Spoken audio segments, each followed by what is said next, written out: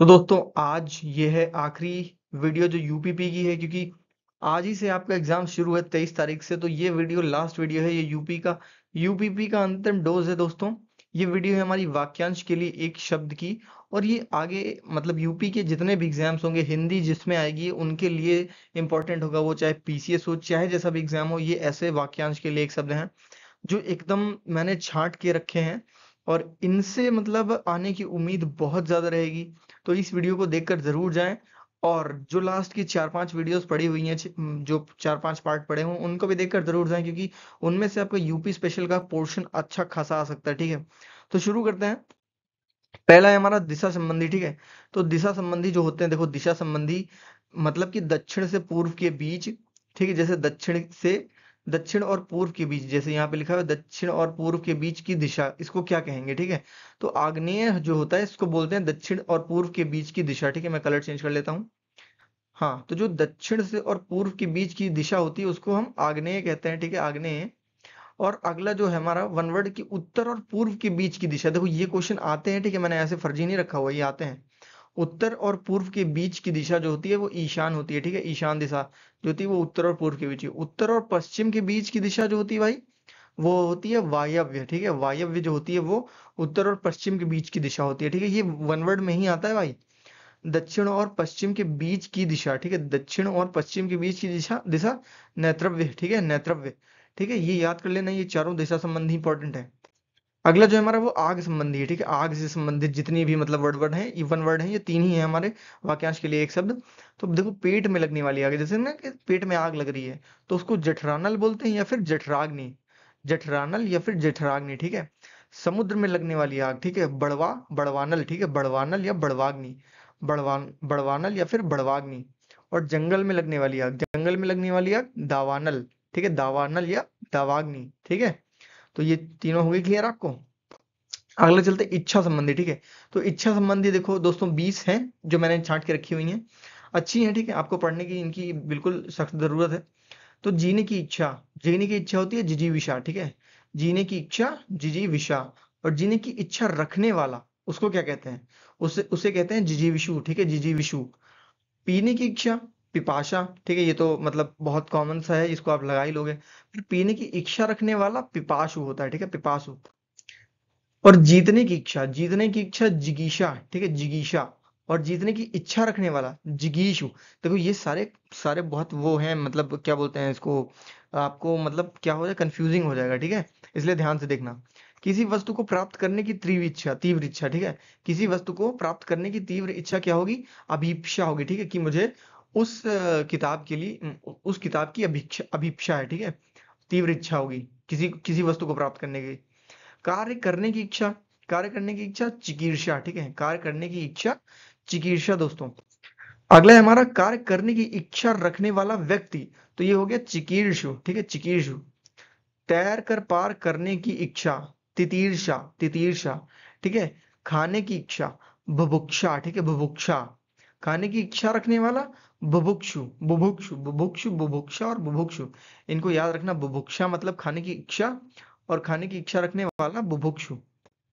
अगला है हमारा कि मोक्ष की इच्छा। देखो अब मुमुक्ष और बुभुक्षा में काफी सिमिलरिटी है। ठीक है, तो ये आपको एक बिल्कुल याद रखना है, पक्का करके जाना है कि मोक्ष की इच्छा तो मुमुक्षा हो गया। ठीक है, और मोक्ष की इच्छा रखने वाला मुमुक्ष।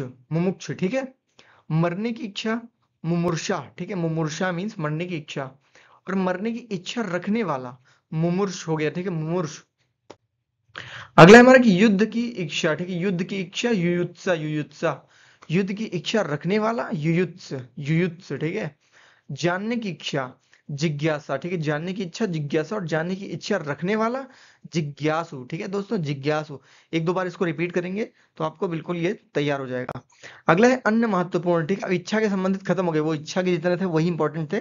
वो आएंगे तो आपको मतलब वो पढ़ के जाना है, बाकी आपको इच्छा के नॉर्मल आते होंगे। ठीक है, अगला जो है हमारा गोद लिया हुआ संतान। ठीक है, गोद लिया हुआ संतान दत्तक कहलाता है। ठीक है, गोद लिया हुआ संतान के लिए जो एक एक शब्द है, वाक्यांश के लिए एक शब्द दत्तक है वो। ठीक है, हाथी हाँकने का छोटा भाला। हाथी हाँकने का छोटा भाला, जो हाथी हाँकता है तो उसके हाथ में जो छोटा भाला होता है उसको क्या कहते हैं? अंकुश। ठीक है, अंकुश बोलते हैं उसको। ठीक है, और जिसका मन कहीं और लगा हो, ठीक है, जिसका मन कहीं और लगा हो, अन्य मनस्क बोलते हैं, अन्य मनस्क, ठीक है, जो ढका हुआ ना हो, ठीक है, जो ढका हुआ ना हो, अनावृत, ठीक है, अनावृत, अनावृत, ठीक है। और ये देखो, जो दोहराया ना गया हो, जो दोहराया ना गया हो, अनावृत बोलते हैं, ठीक है, अनावर्त उसको बोलते हैं, इसको अनावृत वर्त बोलते हैं, इसको, उसको अनावृत बोलते हैं, इसको अनावर्त बोलते हैं, ठीक है, दोनों, जो दोहराया ना गया हो वो अनावर्त, और जो ढका ना गया हो वो अनावृत, ठीक है, अनावृत, ठीक है। पहाड़ के ऊपर की समतल जमीन, पहाड़ के ऊपर की समतल जमीन, आदित्य का, आदित्य का, आदित्य का, आदित्य का, पहाड़ के ऊपर की जमीन आदित्य का, देखो जिसमें ई की मात्रा लगी है उसमें ऊपर का है। पहाड़ के नीचे की समतल जमीन उपत्य का, ठीक है, इसमें इसमें ई की मात्रा नहीं लगी है तो नीचे का हो गया। देखो ई की मात्रा लगी मतलब ई ऊपर को जाता है, ठीक है, मात्रा ही नहीं लगी मतलब समतल हो गया, ठीक है। तो देखो यहाँ पे मात्रा लगी हुई है तो ये हो गया हमारा ऊपर का, और इसमें कोई मात्रा ही नहीं लगी हुई, कोई मात्रा नहीं है, सिर्फ आ की मात्रा है, तो ये नीचे का हो गया, ठीक है, समतल हो गया। पहाड़ के नीचे की समतल जमीन उपत्यका। वह स्त्री जिसके पति ने दूसरी शादी कर ली हो, ठीक है, वह स्त्री जिसके पति ने दूसरी शादी कर ली हो, अध्युड़ा, ठीक है, अध्युड़ा, ठीक है दोस्तों। अगला है हमारा कि रोगी को दिया जाने वाला आहार, ठीक है, जो रोगियों को आहार दिया जाता है, खाना दिया जाता है, डाइट दी जाती है, उसे उसे क्या कहते हैं, ठीक है। उसकी इसके लिए वन वर्ड, इसके लिए जो एक शब्द होगा वाक्यांश के लिए क्या होगा, पथ्य होगा, ठीक है, पथ्य। और रास्ते के लिए भोजन, जैसे हम लोग कहीं जाते हैं घूमने टहलने तो रास्ते के लिए भोजन लेके जाते हैं, उसे क्या कहते हैं, कहेंगे पाथेय, ठीक है, पाथेय। जिसकी पहले से कोई आशा ना हो, ठीक है, जिसकी पहले से कोई आशा ना हो, इसकी निराशा नहीं होगी। निराशा तब होगा कि जिसकी कोई आशा ना हो वो निराशा, ठीक है, जिसको आशा ना हो वो निराश होता है।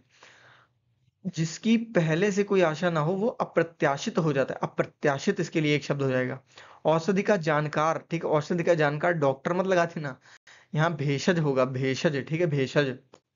अगला है कि पति द्वारा छोड़ दी गई स्त्री, परित्यका, परित्यक्ता होता है, परित्यक्ता, ठीक है, परित्यक्ता लिखा हुआ है, परित्यक्ता, ठीक है, देखो ध्यान से पढ़ना, परित्यक्ता, ठीक है, पति द्वारा छोड़ी गई स्त्री परित्यक्ता।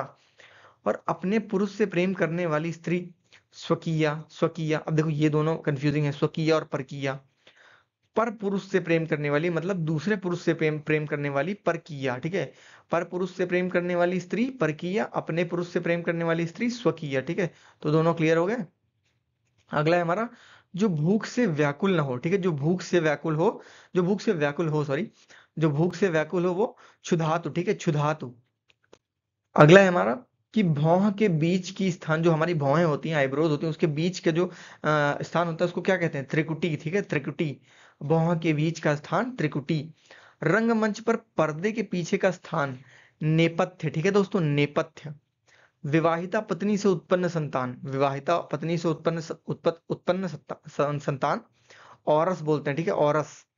दिन और रात्रि के बीच का समय, दिन और रात्रि के बीच का समय जैसे कि शाम हो गई, ठीक है, शाम, तो शाम को गोधूल बोलते हैं, गोधूली, गोधूली, दिन और रात्रि के बीच का समय गोधूली।